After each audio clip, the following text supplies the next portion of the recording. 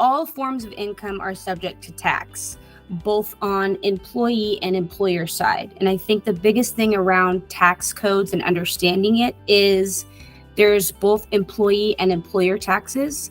And depending on what type of wages and things you pay out, that's going to either bring up your liability or bring down your liability.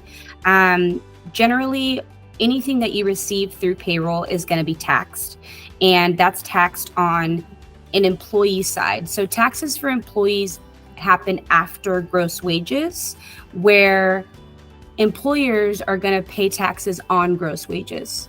So as a company, when the IRS and federal is looking to tax you, they're not going to look at the net pay. They're going to tax that gross pay.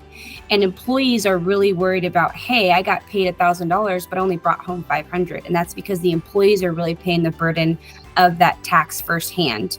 Employers can pay that on a monthly, quarterly, annual basis. It really depends on how much of a tax liability they have. But the most important thing is taxes are always going to be a thing. Separating employer and employee taxes and really understanding the difference between the two is the biggest issue that we have.